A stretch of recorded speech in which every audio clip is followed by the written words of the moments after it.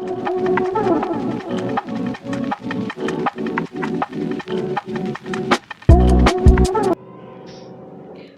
To my channel রান্নাবান্নায় সবাইকে সাদর অভ্যর্থনা জানাচ্ছি। আজকে যে রেসিপিটি করছি আমরা মটরশুঁটির কচুরি। চলুন কীভাবে করছি আপনারা দেখে নিন।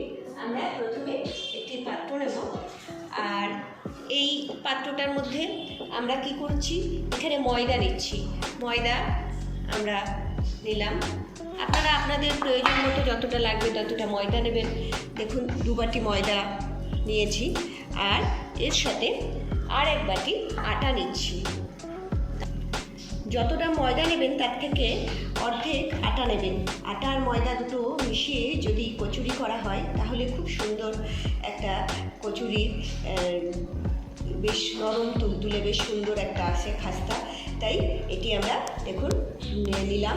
এর মধ্যে আপনারা চাইলে কি দিতে পারেন, আপনারা দিতে পারেন যে রিফাইন অয়েল, সেটা দিতে পারেন। আমরা এখানে 1 চামচ ঘি এখানে দিয়ে দিচ্ছি। আপনারা আপনাদের সুবিধা মতো ইচ্ছা দিয়ে দেবেন। দিয়ে আমরা এটাকে ভালো করে মিশিয়ে নেব।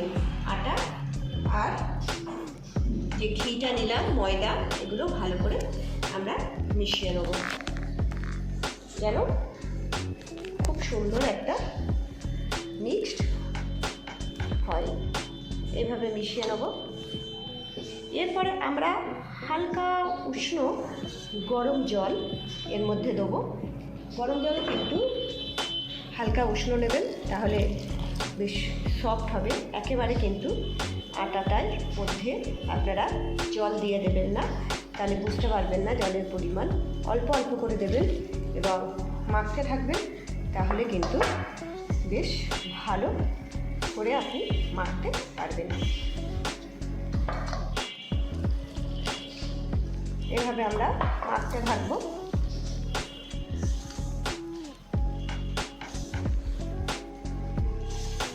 এভাবে সুন্দর করে আমরা আটাটা মেখে নেব।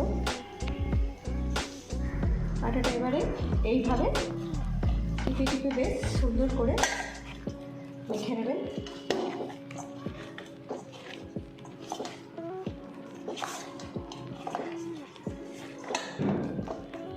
দেখুন একটা সুন্দর, বুঝতেই পারছেন।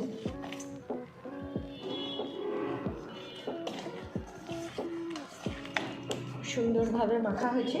এবারে একটুখানি হাতে ঘি বা আপনাদের যে রিফাইন অয়েল আছে সেটি একটুখানি মাখিয়ে এটাকে আধ ঘন্টার জন্য রেখে দিতে হবে।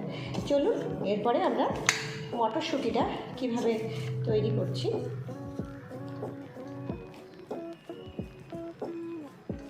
দেখতে পাচ্ছেন আমরা মটরশুঁটি নিয়ে নিয়েছি। মটরশুঁটিগুলো দেখুন অঙ্কুরিত হয়ে গেছে, ফ্রিজে ছিল অনেকদিন ধরে, ভাবছিলাম কি করবো, অঙ্কুরিত হয়ে গেছে। আপনারা ফ্রেশও নিতে পারেন, কোনো অসুবিধা নেই, দুটোতেই চলবে। তবে অঙ্কুরিত তো জানেন হলে জিনিসটা সুন্দর হয়ে যায়। আপনারা আপনাদের পরিমাণ মতো নিয়ে নেবেন যতটা প্রয়োজন। এর সাথে কতগুলো দিয়ে দেবো কাঁচা লঙ্কা, আপনারা স্বাদ অনুযায়ী কাঁচা লঙ্কা দেবেন।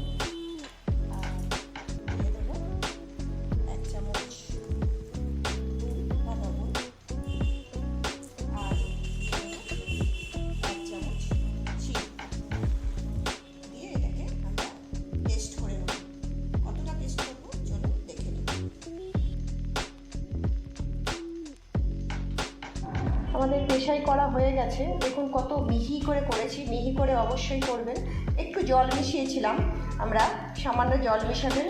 আর দেখুন একটুও দানা নেই, দেখুন কতটা মিহি। এরকমভাবে মিহি করে করবেন।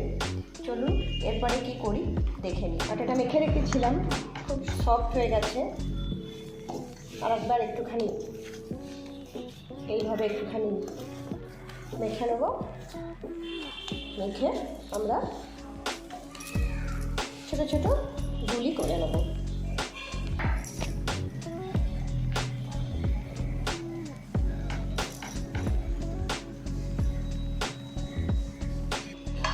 আমাদের সবগুলো সবগুলো দেখুন এরকম করে নিয়েছি। এরপরে এইরকম করে বাটির মতন করে নিতে হবে।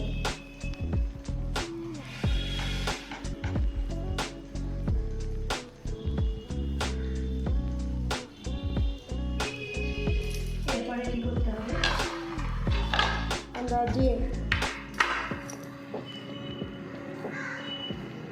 মটরশুঁটির পুরটা এখানে দিতে হবে। খুব কমও দেবেন না, খুব বেশিও দেবেন না। দিয়ে মুখটাকে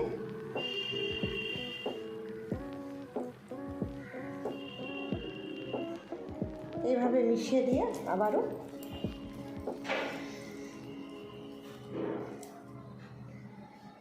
এইরকম করে রেখে দিতে হবে।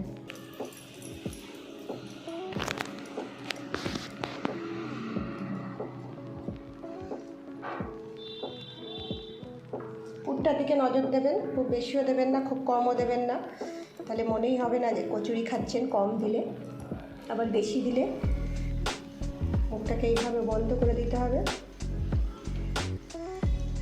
এভাবে সবগুলো সব ভরা হয়ে গেছে। এবারে আমরা একটা জিনিস করবো, সেটা হচ্ছে যাতে একটার সাথে একটা গায়ে না লেগে যায়, সেই জন্য সবার গায়ে একটুখানি করে তেল লাগিয়ে দেবো। এটা ঘিও লাগাতে পারে, এটা আমরা যে সাদা তেল বলি বা সানফ্লাওয়ার অয়েল, সেটি আমরা লাগিয়ে দিচ্ছি। আপনাদের যেটা ইচ্ছা সেটা লাগিয়ে নিতে পারবেন। এরপরে আমরা এগুলোকে বেলে নেবো। কীভাবে বেলতে হবে একটু দেখে নিন, কেননা ফেটে যাওয়ার সম্ভাবনা থাকবে, তাই কীভাবে বেলতে হবে একটু দেখে নিন। আমরা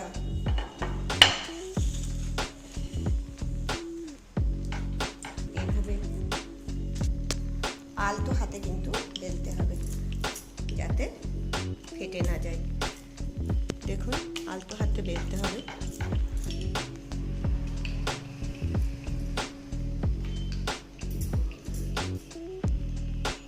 এইভাবে আলতো হাতে বেলে নিতে হবে। দেখুন একটুও ফাটেনি, তাই না?